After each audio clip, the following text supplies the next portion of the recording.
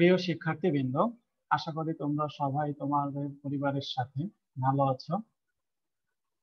আমরা জীববিজ্ঞান দ্বিতীয় পত্রের ক্লাস করছি। আমি দ্বিতীয় পত্রের দ্বিতীয় অধ্যায় নিয়ে পড়াচ্ছিলাম তোমাদের। আশা করি তোমরা আমার সাথে সাথে পড়ে যাচ্ছ, অর্থাৎ পড়াটা কমপ্লিট করে যাচ্ছ। যদি পড়াটা সাথে সাথে পড়ে না ফেলো, তাহলে দেখবে পরবর্তীতে এটা আর পড়তে ভালো লাগবে না বা বুঝতে পারবে না। তখন এটাকে তোমার একটা বোঝা মনে হবে এবং তোমার পড়ালেখার প্রতি অনীহা সৃষ্টি হবে। তাই এই সময় যেহেতু তোমরা বাসায় বসে আছো, অর্থাৎ বাসাতেই অধিকাংশ সময় অতিবাহিত করছো, তাই তোমরা বাসাতে বসেই পড়াগুলো কমপ্লিট করে রাখো, তাতে তোমাদেরই ভালো হবে। আমরা চলো আজকের পড়ায় ফিরে যাই, দেখি আজকে আমাদের কি কি পড়া আছে।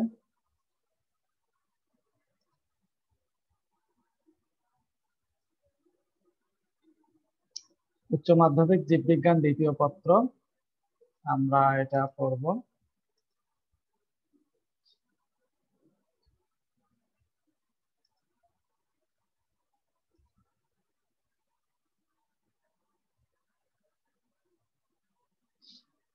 আচ্ছা, আমরা গতদিন যে পড়াটা পড়েছিলাম সেটা সিলোম আর সিলেন্টারনের পার্থক্য পর্যন্ত আমরা পড়েছিলাম। আমরা সিলেন্টারন কি এটা বলেছিলাম, সিলোম কি এটা বলেছিলাম, এই জিনিসগুলো আমরা পড়ে ফেলেছি। আজকে আমরা দেখি আমাদের পড়াটা কি আছে। আমরা অধ্যায় 2 পড়ছি, এটা হচ্ছে প্রাণীর পরিচিতি, প্রতীক প্রাণী হাইড্রা। আমাদের আজকে হচ্ছে লেকচার 4, আলোচ্য বিষয় হাইড্রার খাদ্য গ্রহণ প্রক্রিয়া। হাইড্রা ক্ষুদ্র একটা প্রাণী হলেও তার বেঁচে থাকার জন্য খাদ্যের দরকার হয়। তাহলে সে কিভাবে এই খাদ্য গ্রহণ করে সেই প্রক্রিয়াটা দেখব, কি কি খাদ্য খায় সেটাও আমরা এখানে দেখতে পাবো। খাদ্য পরিপাক প্রক্রিয়া, এই হাইড্রাতে বিশেষ ধরনের খাদ্য পরিপাক প্রক্রিয়া হয়, এই অংশটা আমরা এখানে আলোচনা করব। অন্তঃকোষীয় বহিঃকোষীয় পরিপাকের পার্থক্য, অর্থাৎ এই দুই প্রকার পরিপাক হাইড্রাতে ঘটে এবং তার পার্থক্য আমরা আলোচনা করব। হাইড্রার চলন, হাইড্রা বিভিন্ন ভাবে চলাচল করে, বিভিন্ন সময়ে বিভিন্ন অবস্থায় সে বিভিন্ন পদ্ধতিতে চলাচল করে। তার মধ্যে লুপিং আর সামারসল্টিং, এই দুইটা পদ্ধতি হচ্ছে বেশি ব্যবহার করে এবং ওদের জন্য গুরুত্বপূর্ণ। তাই এই দুইটা পদ্ধতির আবার পার্থক্য আমরা আলোচনা করব। লুপিং সামারসল্টিং চলনের মধ্যে পার্থক্য। হাইড্রার অযৌন প্রজনন, হাইড্রাতে যৌন এবং অযৌন দুই ধরনের প্রজননই ঘটে। আজকের লেকচারে আমরা অযৌন প্রজননটা আলোচনা করব। তাহলে চলো আমরা এক এক করে সবগুলো বিষয় আলোচনা করি এবং মনোযোগ সহকারে তুমি যদি এটি শোনো, তাহলে তোমার আশা করি অনেক উপকারী হবে। হাইড্রার খাদ্য গ্রহণ প্রক্রিয়া, প্রথমে আমরা আসি যে পুষ্টি কি। পুষ্টি হচ্ছে একটি বিশেষ প্রক্রিয়া যার মাধ্যমে কোনো প্রাণী খাদ্য গ্রহণ করে, এনজাইমের সহায়তায় সেই খাদ্যের পরিপাক ঘটায়। পরিপাকের ফলে যে সরল উপাদান তৈরি হয় সেই সরল উপাদান সে শোষণ করে এবং এই সরল উপাদান দিয়ে সে রোগ প্রতিরোধ, বৃদ্ধি, ক্ষয়পূরণ ইত্যাদি কাজ সম্পন্ন করে। এই প্রক্রিয়াকেই বলা হচ্ছে পুষ্টি। তাহলে পুষ্টি হচ্ছে একটি সামগ্রিক প্রক্রিয়া যার মধ্যে কি আছে, খাদ্য গ্রহণ, পরিপাক, শোষণ, তারপর হচ্ছে এই শোষণকৃত উপাদানের সাহায্যে দেহের বিভিন্ন কাজ। এই সম্পূর্ণ প্রক্রিয়াটাই হচ্ছে পুষ্টি। এখন আসো খাদ্য এবং হাইড্রার খাদ্য। আমরা যা খাই তাই খাদ্য নয় কিন্তু। তাহলে খাদ্য কি? তোমরা যদিও আগে থেকেই জেনে এসেছো যে খাদ্য কি। আমরা যা খাই তা খাদ্য নয়, কিছু অখাদ্য আমরা খাই, সেগুলা খাদ্যের মধ্যে পড়ে না। যাই হোক, আমরা সেগুলো নাই বললাম, অখাদ্যের কথা। আমরা খাদ্য নিয়ে আলোচনা করি। তো খাদ্য কাকে বলে? অর্থাৎ যে উপাদান গ্রহণ করলে দেহের ক্ষয়পূরণ, বৃদ্ধি সাধন এবং রোগ প্রতিরোধ ক্ষমতা সহ আরো অন্যান্য উপকারী কাজ সম্পন্ন হয়, সেই উপাদানগুলোকে খাদ্য বলে। তার মানে তুমি একটা জিনিস গ্রহণ করলে তাতে তোমার দেহের ক্ষতি হলো, সেটা খাদ্য হবে না। যে উপাদান দেহের উপকার করবে সেটাই হচ্ছে খাদ্য, অপকার করবে সেটা খাদ্য না, ওটা হচ্ছে অখাদ্য। যাই হোক, হাইড্রার খাদ্যগুলো আমরা একটু দেখি। যেহেতু হাইড্রা একটি ক্ষুদ্র প্রাণী, তাই এর খাদ্যগুলো ক্ষুদ্র হবে। তো এই হাইড্রার খাদ্যগুলোর মধ্যে রয়েছে বিভিন্ন পতঙ্গের লার্ভা। লার্ভা তো চিনো, ডিম থেকে যে ক্ষুদ্র প্রাণী বের হয় সেটাই হচ্ছে লার্ভা। সাইক্লোপস, ড্যাফনিয়া, এটা ক্ষুদ্র এক ধরনের জলজ প্রাণী, সাইক্লোপস, ড্যাফনিয়া। তারপর হচ্ছে ক্রাস্টাসিও, সন্ধিপদী প্রাণী। এই আর্থ্রোপোডা পর্বের মধ্যে একটা ক্লাস হচ্ছে ক্রাস্টাসিয়া। এই ক্রাস্টাসিয়া ক্লাসের যে প্রাণীগুলো সেগুলোকে বলা হচ্ছে কি? ক্রাস্টাসিও সন্ধিপদী আর্থ্রোপোডস। আচ্ছা, ছোট ছোট কৃমি, তারপর হচ্ছে খন্ডায়িত প্রাণী, মাছের ডিম, এগুলো হাইড্রার খাদ্য তালিকায় রয়েছে। আর হাইড্রার প্রধান খাদ্য, যেমন অনেকেই তোমরা ফ্রেন্ডশিপের সময় জিজ্ঞাসা করো প্রিয় খাদ্য কি, হাইড্রারও একটা প্রিয় খাদ্য আছে। এখন হাইড্রার কাছে জিজ্ঞাসা করলে সে নিশ্চয়ই বলবে যে প্রিয় খাদ্য হচ্ছে ক্রাস্টাসিও সন্ধিপদী প্রাণী, ক্ষুদ্র ক্রাস্টাসিও সন্ধিপদী প্রাণী। ঠিক আছে? আচ্ছা, এখন আমরা খাদ্য সম্পর্কে জানলাম। এখন আসো খাদ্য গ্রহণ প্রক্রিয়া। দেখো এখানে তোমরা দেখতে পাচ্ছ চারটা ধাপের মাধ্যমে এটা দেখানো হয়েছে। তো প্রথমে কি করে হাইড্রা, এই যে কোষশিকাতে বিভিন্ন ধরনের নেমাটোসিস্ট রয়েছে। এই নেমাটোসিস্ট গুলোর সাহায্যে সে শিকারকে কি করে? আঁকড়ে ধরে। যেমন গ্লুটিনাট জাতীয় নেমাটোসিস্টের সাহায্যে সে শিকারকে পেঁচিয়ে ধরে রাখে। তারপর স্টিনোটিল, তারপর হচ্ছে স্টিনোটিল,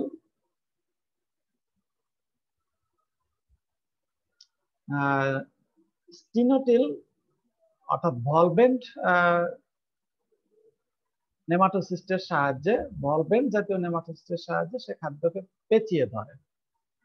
এরপরে স্টিনোটিল যে নেমাটোসিস্ট রয়েছে, এই স্টিনোটিলের সাহায্যে সে কি করে? হিপনোটক্সিন প্রবেশ করিয়ে তাকে অবশ করে ফেলে।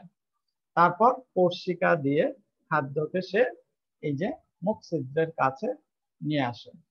এরপর মুখ ছিদ্র খুলে যায়, তারপর খাদ্যটা হাইড্রার মুখ ছিদ্রের মধ্য দিয়ে কোথায় চলে আসে? সিলেন্টেরনে চলে আসে। এভাবে হাইড্রা কি করে? তার খাদ্যকে গ্রহণ করে।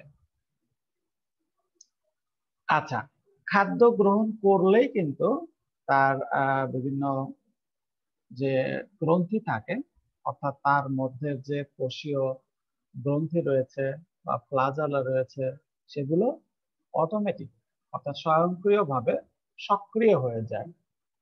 কেন সক্রিয় হয়ে যায়? তার মধ্যে যে খাদ্যটা প্রবেশ করেছে সেই খাদ্য পরিপাকের জন্য বিভিন্ন কোষ সক্রিয় হয়ে যায়।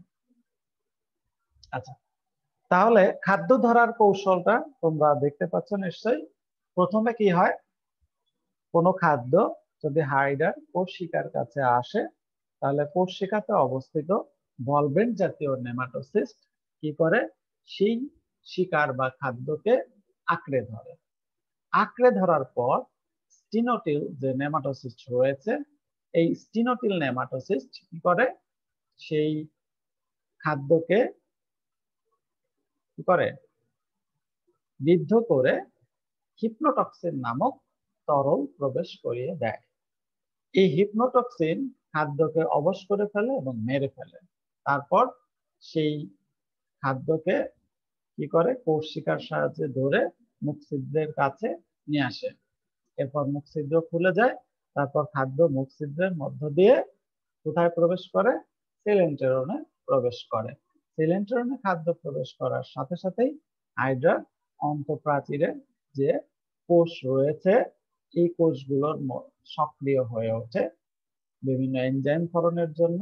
ফ্লাজেলা জাতীয় কোষগুলো এই ফ্লাজেলা সঞ্চালন করে, তারপর খাদ্যকে ছোট ছোট কণায় পরিণত করে পরিপাকের উপযোগী করে তোলে। তাহলে এই হচ্ছে হাইড্রার খাদ্য গ্রহণ প্রক্রিয়া। আচ্ছা, এবার আসো এই যে হাইড্রা খাদ্য গ্রহণ করলো, হাইড্রার মধ্যে যে খাদ্য প্রবেশ করলো সেই খাদ্যের কিভাবে পরিপাক ঘটে সেই বিষয়গুলো আমরা একটু পর্যালোচনা করি। প্রথমে আসো যে পরিপাক কি।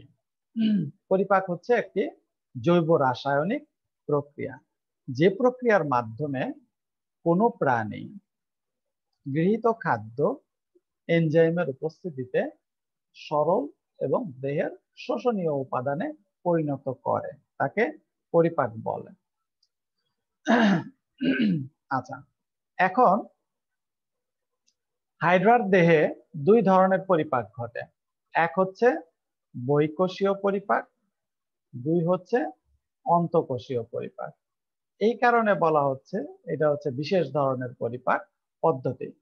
তাহলে বহিঃকোষীয় পরিপাক, অন্তঃকোষীয় পরিপাক। তাহলে বহিঃকোষীয় পরিপাক কি?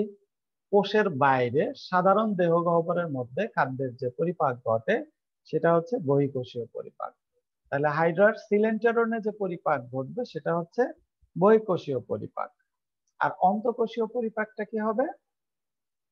এই সিলেন্টেরন থেকে খাদ্য হাইড্রার কোষে প্রবেশ করবে, অর্থাৎ এর যে অন্তঃপ্রাচীরের কোষ আছে, অর্থাৎ গ্যাস্ট্রোডার্মিসের যে কোষ রয়েছে, এই গ্যাস্ট্রোডার্মিসের কোষের মধ্যে খাদ্য প্রবেশ করবে এবং এই কোষের মধ্যে খাদ্যের যে পরিপাক সংঘটিত হবে সেটাকে বলা হবে অন্তঃকোষীয় পরিপাক। তাহলে প্রথমে আমরা বহিঃকোষীয় পরিপাকটা দেখি, যে এই যে মুখ ছিদ্রের মাধ্যমে খাদ্য কোথায় আসলো। ধরো এই একটা খাদ্য কোথায় আসলো? সিলেন্টেরনে প্রবেশ করলো। তখন এই যে সিলেন্টেরনের যে গ্যাস্ট্রোডার্মিসের কোষগুলো রয়েছে এই কোষগুলো সক্রিয় হয়ে ওঠে, ফ্লাজেলা যুক্ত কোষগুলো ফ্লাজেলা সঞ্চালন করে এবং গ্রন্থি কোষগুলো কিছু এনজাইম ক্ষরণ করে, যা কি করে? এই খাদ্যকে নরম করতে সাহায্য করে এবং ফ্লাজেলা সংকোচন, তারপরে হচ্ছে এই গ্যাস্ট্রোডার্মিসের কোষের সংকোচন প্রসারণের ফলে এই খাদ্য কি হয়? ছোট ছোট কণায় পরিণত হয়। এটি হচ্ছে বহিঃকোষীয় পরিপাক। আচ্ছা, তো এই বহিঃকোষীয় পরিপাকে মূলত কোনো সরল উপাদান তৈরি হয় না, শুধু খাদ্যের ক্ষুদ্র ক্ষুদ্র কণা তৈরি হয়, অর্থাৎ কোনো সরল উপাদান তৈরি হয় না, খাদ্যটা ভেঙে ছোট ছোট কণায় পরিণত হয়। এরপর আসো অন্তঃকোষীয় পরিপাক। অন্তঃকোষীয় পরিপাকের প্রথমে কি হয়?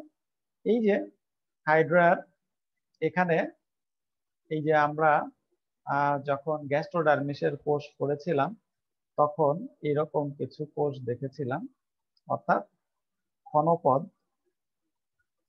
ক্ষণপদ যুক্ত কোষ। তো এই ক্ষণপদ যুক্ত কোষগুলো কি করে? সিলেন্টেরন থেকে খাদ্য কণা এবং পানীয় সহ খাদ্যকে গ্রহণ করে, যে প্রক্রিয়াটা হচ্ছে ফ্যাগোসাইটোসিস। অর্থাৎ খাদ্যটা এখানে আসে, এরপর কি করে? এই যে ক্ষণপদ বৃদ্ধি পেতে থাকে, তারপর এক সময় কি করে? একটি বন্ধ হয়ে যায় এবং এখানে একটি খাদ্য গহ্বর সৃষ্টি হয়, অর্থাৎ একটা গহ্বর তৈরি করে তারপরে এই গহ্বরটা আস্তে আস্তে ভেতরের দিকে যেতে থাকে। এই হচ্ছে খাদ্য বস্তু, এই এখানে খাদ্য গহ্বর তৈরি হলো। এরপর কি হয়?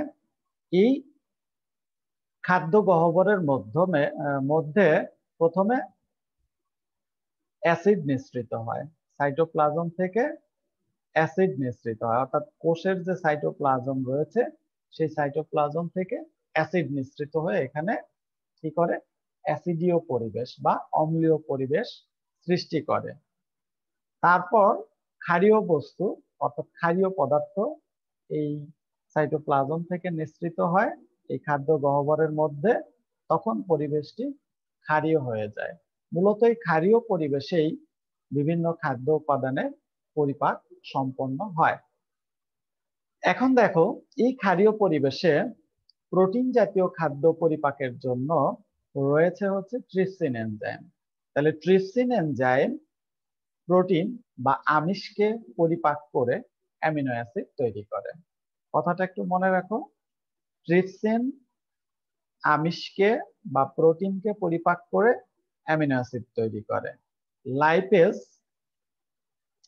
লাইপেজ স্নেহ জাতীয় খাদ্য উপাদানকে কি করে ফ্যাটি অ্যাসিড এবং গ্লিসারলে পরিণত করে। আর অ্যামাইলেজ শর্করা জাতীয় খাদ্যকে কি করে গ্লুকোজে পরিণত করে। এই যে সরল উপাদান, এই সরল উপাদানগুলো তখন কি হয় সাইটোপ্লাজমে শোষিত হয়ে যায়, অর্থাৎ amino acid, fatty acid, glycerol এবং গ্লুকোজ এই উপাদানগুলো তোমার সাইটোপ্লাজমে শোষিত হয়ে যায়।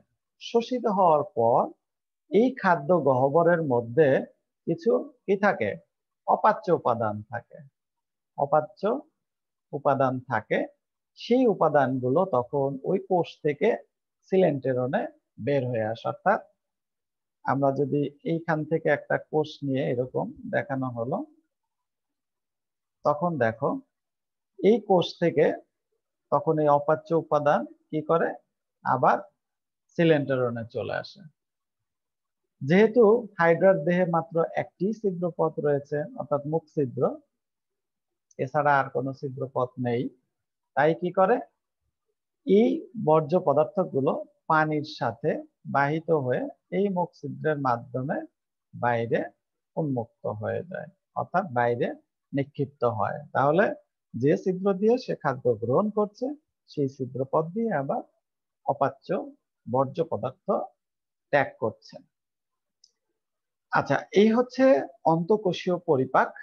তবে এখানে একটি কথা, যে হাইড্রাতে সব খাদ্য উপাদান পরিপাক হলেও শর্করার মধ্যে যে শ্বেতসার উপাদান রয়েছে, শ্বেতসার, সেই শ্বেতসার উপাদান হাইড্রা পরিপাক করতে পারে না। এটা অবজেক্টিভে কিন্তু আসে কোশ্চেনটা, যে হাইড্রা শ্বেতসার জাতীয় খাদ্য উপাদানকে পরিপাক করতে পারে না। আচ্ছা, এরপরে আমরা দেখি যে অন্তঃকোষীয় এবং বহিঃকোষীয় পরিপাকের পার্থক্য। অন্তঃকোষীয় বহিঃকোষীয় পরিপাকের পার্থক্য। তাহলে জিনিসটা একটু খেয়াল করো, অন্তঃকোষীয় পরিপাক, বহিঃকোষীয় পরিপাক, এখানে বিষয় দিয়ে বলা আছে সংজ্ঞা। যে পরিপাক কোনো নির্দিষ্ট কোষের অভ্যন্তরে সংঘটিত হয় তাকে অন্তঃকোষীয় পরিপাক বলে, অর্থাৎ নির্দিষ্ট কোষের অভ্যন্তরে। আর বহিঃকোষীয় পরিপাক যে পরিপাক নির্দিষ্ট কোনো কোষের অভ্যন্তরে সংঘটিত না হয়ে দেহাভ্যন্তরে অবস্থিত কোনো গহ্বর বা থলির ভেতর সংঘটিত হয় তাকে আন্তঃকোষীয় বা বহিঃকোষীয়। এই অন্তঃকোষীয় আর আন্তঃকোষীয় এই বিষয়টা কিন্তু গুলিয়ে ফেলো না। আন্তঃকোষীয় মানে হচ্ছে কোষের মাঝে, আর অর্থাৎ দুই কোষের মধ্যবর্তী স্থানে, এটা হলো আন্তঃকোষীয় বা অনেকগুলো কোষের মধ্যবর্তী স্থানে। আর অন্তঃকোষীয় মানে হচ্ছে কোষের মধ্যে। খাদ্য গ্রহণ ফ্যাগোসাইটোসিস, পিনোসাইটোসিস বা ব্যাপন প্রক্রিয়ায় খাদ্য গৃহীত হয়। তাহলে খাদ্য গ্রহণটা হচ্ছে ফ্যাগোসাইটোসিস, পিনোসাইটোসিস মানে তরল যখন গ্রহণ করে তখন এই পিনোসাইটোসিস বা ব্যাপন প্রক্রিয়ার মাধ্যমে। আর সাধারণত কোনো নির্দিষ্ট অঙ্গের সাহায্যে নির্দিষ্ট পথে খাদ্য গৃহীত হয়। নির্দিষ্ট অঙ্গের সাহায্যে আর নির্দিষ্ট পথে খাদ্য গৃহীত হয়। খাদ্য গহ্বর আন্তঃকোষীয়, এটা আন্ত নয়, এটা হবে অন্তঃকোষীয় পরিপাক। আচ্ছা, গৃহীত খাদ্য খাদ্য গহ্বরের ভিতর অবস্থান করে আর খাদ্য পৌষ্টিক নালী বা সিলেন্ট্রনে অবস্থান করে। তো ভুল, অন্তঃকোষীয়, নট আন্ত, অন্ত, কোষের অভ্যন্তরে। এনজাইম, কি কি এনজাইম কোথায় কাজ করে? এই অন্তঃকোষীয় পরিপাকে এনজাইম প্রয়োজন হয়, আর এই বহিঃকোষীয়তে কোনো এনজাইমের প্রয়োজন হয় না। শ্বসন, এই যে খাদ্য গহ্বরের পার্শ্ববর্তী সাইটোপ্লাজমেই এটা শোষণ ঘটে। আর যেহেতু বহিঃকোষীয় পরিপাকে কোনো সরল উপাদান শোষিত হয় না, মানে সরল উপাদান তৈরি হয় না হাইড্রার ক্ষেত্রে, কিন্তু অন্যান্য প্রাণীর ক্ষেত্রে আবার সরল উপাদান তৈরি হচ্ছে।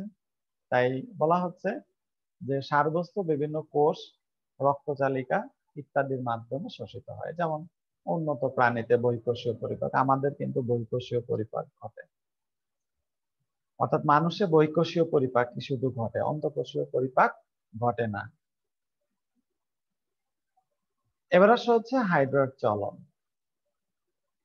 হাইড্রার চলন, তাহলে প্রথমে আমরা চলন কাকে বলে সেটা একটু জেনে আসি।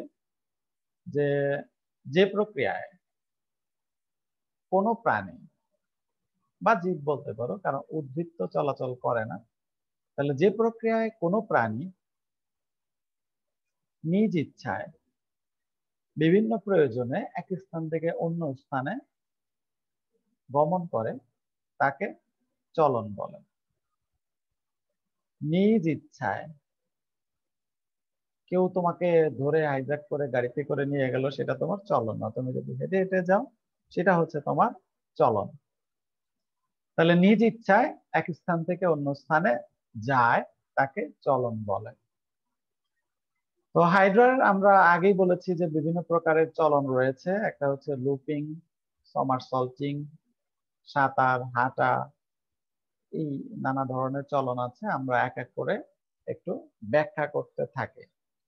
তো এই লুপিং এবং সমারসল্টিং এই দুইটা চলন হচ্ছে ভেরি ভেরি ইম্পর্টেন্ট। তো এই লুপিং চলনটা আমরা আগে ব্যাখ্যা করি। তাহলে দেখো যে এই লুপিং চলনটা কিভাবে সংঘটিত হয়। এই লুপিং চলনটা কখন ঘটে? যখন সে অনেক দূরে যাবে। লুপিং চলনটা ঘটবে কখন? যখন সে অনেক দূরে যাবে, তখন সে এই চলনটা অবলম্বন করবে, এবং এটা একটা ধীর গতির চলন। আস্তে আস্তে সে চলতে থাকবে, কিন্তু অনেক দূরে যাওয়ার সময়, অর্থাৎ লম্বা দূরত্ব অতিক্রমের সময় হাইড্রা লুপিং চলন অবলম্বন করে।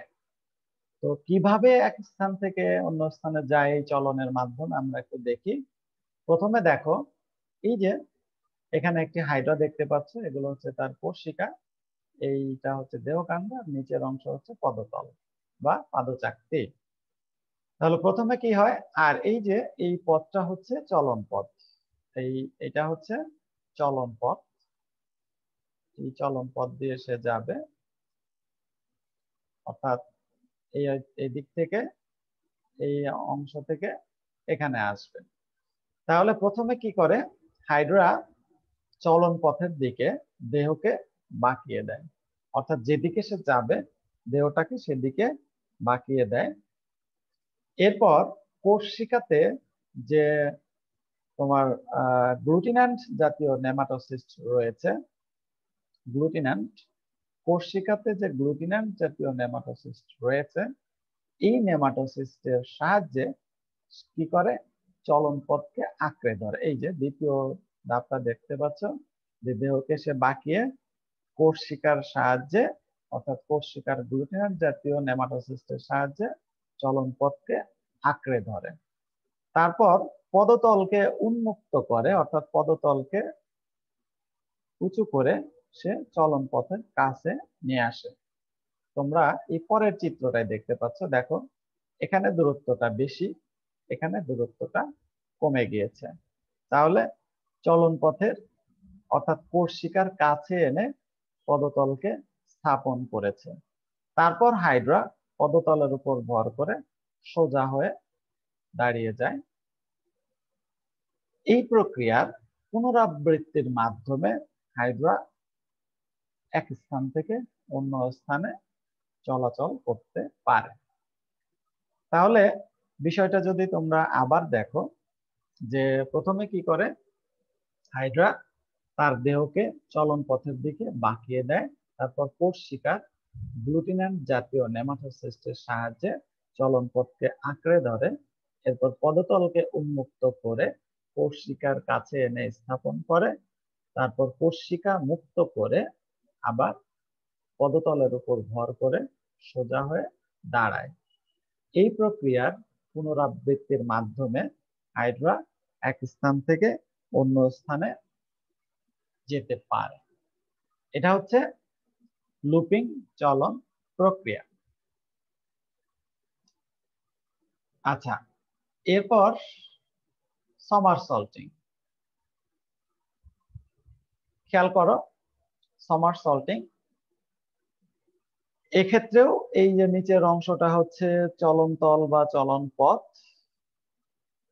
এই প্রক্রিয়া হচ্ছে দ্রুত গতির চলন প্রক্রিয়া, অর্থাৎ দ্রুত এক স্থান থেকে অন্য স্থানে যেতে হলে হাইড্রা এই পদ্ধতি অবলম্বন করে, অর্থাৎ পরিবেশের হঠাৎ পরিবর্তনে সে এই পদ্ধতি অবলম্বন, যেমন পরিবেশের তাপমাত্রা বেড়ে গেল, শত্রুর আক্রমণ ঘটলো, তখন সে এই ডিগবাজি পদ্ধতিতে এক স্থান থেকে অন্য স্থানে যায়।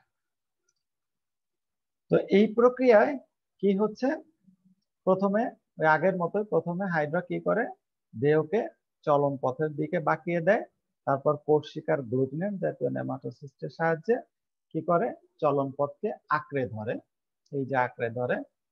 এরপর এই কোষ শিকার উপর ভর করে পদতলকে উন্মুক্ত হয়ে উল্টা হয়ে দাঁড়ায়, অর্থাৎ কোষ শিকার উপর ভর করে পদতলকে উপরে দিয়ে সোজা হয়ে দাঁড়ায়।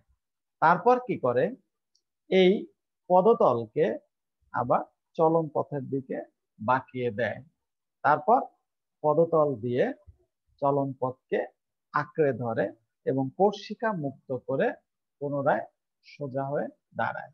এই প্রক্রিয়ার পুনরাবৃত্তির মাধ্যমে হাইড্রা দ্রুত এক স্থান থেকে অন্য স্থানে যেতে পারে।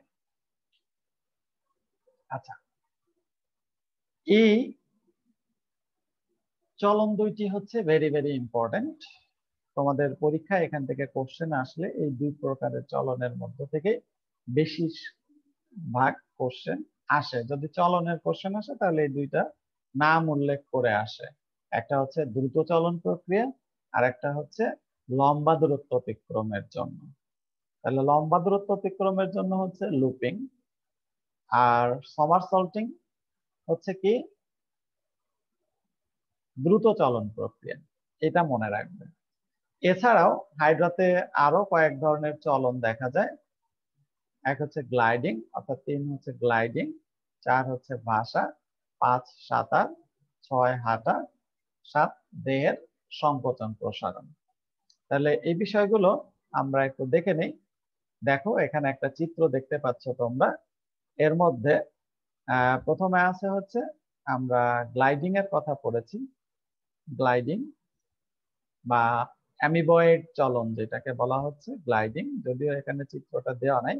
তাহলে গ্লাইডিং চলনটা কি, হাইড্রা পদতলের যে গ্রন্থিকোষ রয়েছে, এই গ্রন্থিকোষের সাহায্যে সে কি করে, পিচ্ছিল রস ক্ষরণ করে, পিচ্ছিল রস ক্ষরণ করে, তারপর কি করে, এই পদতলকে তখন আস্তে আস্তে একদিকে সরিয়ে নেয়, অর্থাৎ আস্তে আস্তে সে যেতে থাকে। যেমন তোমরা মাঠে বা পিচ্ছিল জায়গায় যে আমরা কি করি, এসে দৌড়ে এসে পড়ি এবং সেখান থেকে স্লিপ করে চলে যাই। তো এটা আমরা দ্রুত করে আর কি। আর হাইড্রা হচ্ছে ধীর গতিতে পিচ্ছিল জায়গা দিয়ে সে আস্তে আস্তে আস্তে আস্তে পদতল ঘেঁষে সে এক জায়গা থেকে এক জায়গায় চলে যেতে পারে, এইটাকে বলা হচ্ছে গ্লাইডিং। এরপরে হচ্ছে ভাসা। এই যে হাইড্রার যে পদতল রয়েছে সেখানে যে কোষ রয়েছে গ্রন্থি কোষ, সেই কোষগুলো বুদবুদ তৈরি করে, বুদবুদ পানির উপরে ভাসতে থাকে, সেই বুদবুদের সাথে পদতলকে আটকে দেয়, আটকে দিয়ে হাইড্রা ভেসে ভেসে স্রোতের আঘাতে ভেসে ভেসে এক জায়গা থেকে আরেক জায়গায় চলে যায়। এরপরে হচ্ছে সাঁতার। এই যে সাঁতার, দেখো যে হাইড্রা কি করে, পানির সমান্তরালে এই কর্ষিকা নড়াচড়া করে সে সাঁতরিয়ে এক জায়গা থেকে আরেক জায়গায় যেতে পারে। কর্ষিকার সাহায্যে এই চলনটা, অর্থাৎ কর্ষিকার আন্দোলন হয়, তখন সে এরকম পানির সমান্তরালে এক জায়গা থেকে আরেক জায়গায় চলে যায়। এরপরে হচ্ছে একটা আছে হচ্ছে হাঁটা। হাঁটা, দেখো এই যে হাইড্রা কি করে, কর্ষিকার উপর ভর করে উল্টা হয়ে দাঁড়ায় এবং এই কর্ষিকাকে নড়াচড়া করে এক জায়গা থেকে আরেক জায়গায় যেতে পারে, অর্থাৎ কর্ষিকা দিয়ে অবলম্বনের উপর হেঁটে হেঁটে এক স্থান থেকে অন্য স্থানে যেতে পারে। তারপরে হচ্ছে সংকোচন প্রসারণ। এই যে সংকোচন প্রসারণ, দেখো হাইড্রা কি হচ্ছে, এটা দেখো সংকুচিত অবস্থায় আছে, এরপর হঠাৎ করে প্রসারিত হলো, অর্থাৎ হঠাৎ সংকোচন এবং হঠাৎ প্রসারণের মাধ্যমে হাইড্রাতে এক ধরনের চলন অনুভূত হয়। যেমন তুমি বসে যদি হঠাৎ করে লাফ দিয়ে উঠো, তাহলে দেখবে যে এক জায়গায় তুমি পড়ছো না, একটু সরে যাচ্ছে। তো হাইড্রা কি করে, দেহকে প্রথমে সংকুচিত করে, তাহলে হঠাৎ করে সে এটাকে প্রসারিত করে। প্রসারিত করার ফলে কি হচ্ছে, সে তার পদতল মুক্ত করে এক জায়গা থেকে একটু অন্যদিকে সরে যেতে পারে। এরপরে আরেকটা জিনিস দেখতে পাচ্ছ, এটা হচ্ছে আরোহণ, এটা হচ্ছে অবরোহণ। আরোহণ হচ্ছে এই যে কর্ষিকার সাহায্যে সে কোনো বস্তুকে ধরে আস্তে আস্তে উপরের দিকে উঠে যেতে পারে, এটা হচ্ছে আরোহণ। অর্থাৎ কোনো অবলম্বনকে ধরে সে আস্তে আস্তে উপরের দিকে উঠে যেতে পারে, এটা হচ্ছে আরোহণ। আর পরেরটা হচ্ছে অবরোহণ, অর্থাৎ এই কর্ষিকার সাহায্যে সে কোন অবলম্বনের উঁচু স্থান থেকে নিচু স্থানের দিকে আস্তে আস্তে চলে আসতে পারে, এটা হচ্ছে অবরোহণ। আচ্ছা, এরপরে আসলে দুই প্রকার চলনের পার্থক্য, অর্থাৎ লুপিং এবং সমারসল্টিং, এই দুই প্রকার চলনের মধ্যে পার্থক্য রয়েছে। লুপিং বা ফাঁসা চলন আর সমারসল্টিং বা ডিগবাজি চলন। এই ফাঁসা চলনকে আবার হচ্ছে হামাগুড়ি চলনও বলা হয়। এই লুপিং চলনে দেখো যে এটি হাইড্রার বিশেষ চলন পদ্ধতি, আর এটি হাইড্রার সাধারণ চলন পদ্ধতি। আর লুপিংটা এটি মন্থর গতি সম্পন্ন প্রক্রিয়া, আর এটি দ্রুত গতি সম্পন্ন প্রক্রিয়া। এই পদ্ধতিতে পদতল কখনো মাটির উপরে উঠে আসে না, অর্থাৎ পদতল মাটি থেকে উঠে আসে না, আর এখানে পদতল একবার মাটিতে আর একবার উপরে উঠে আসে। এই পদ্ধতিতে হাইড্রা কখনো কর্ষিকার উপর ভর দিয়ে দাঁড়ায় না, অর্থাৎ লুপিং এ কখনোই কর্ষিকার উপর ভর দিয়ে উপরের দিকে পদতল দিয়ে দাঁড়ায় না। আর সমারসল্টিং এ সে কর্ষিকার উপর ভর দিয়ে পদতলকে উপরের দিকে দিয়ে সে দাঁড়ায়। লুপিং এ একবার লুপ সৃষ্টি হয়, অর্থাৎ একটি মাত্র লুপ সৃষ্টি হয়, আর সমারসল্টিং এ দুইটি লুপ সৃষ্টি হয়। লুপিংটা হচ্ছে দীর্ঘ পথ অতিক্রমের জন্য, আর সমারসল্টিংটা হচ্ছে অল্প পথ অতিক্রমের জন্য, অর্থাৎ দ্রুত অল্প পথ অতিক্রমের জন্য এই চলনটা হাইড্রা অবলম্বন করে।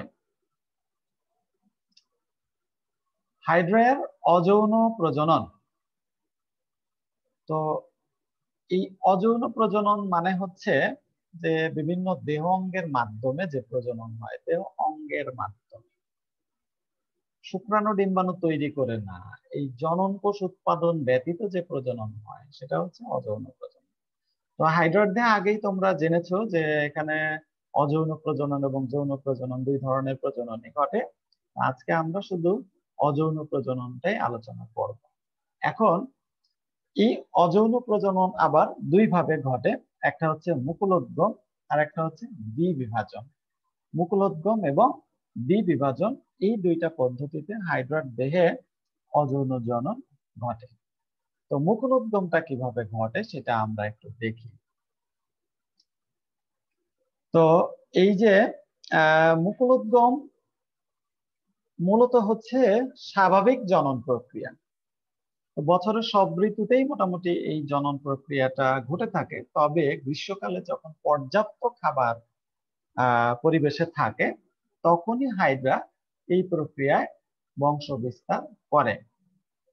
তো এই প্রক্রিয়ায় বংশ বিস্তারের জন্য হাইড্রা কতগুলো ধাপ অবলম্বন করে।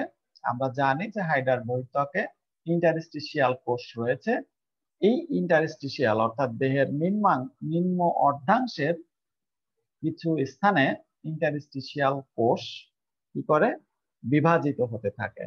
বিভাজিত হয়ে সেখানে প্রথমে একটি স্ফীত অংশ সৃষ্টি করে। এই স্ফীত অংশ কিছুদিন পর স্ফীত অংশটি ছোট মুকুলে পরিণত হয়। তারপর এই মুকুলে কোষিকা সৃষ্টি হয়, মুখ ছিদ্র সৃষ্টি হয় এবং এই যে মাতৃ হাইড্রার দেহের মধ্যে যে সিলেন্টেরন রয়েছে সেটা মুকুলের মধ্যে প্রবেশ করতে থাকে। এরপর যখন এই মুকুলের গঠন সম্পন্ন হয়ে যায় তখন মাতৃ হাইড্রা এবং মুকুলের সংযোগস্থলে খাঁজ সৃষ্টি হয়।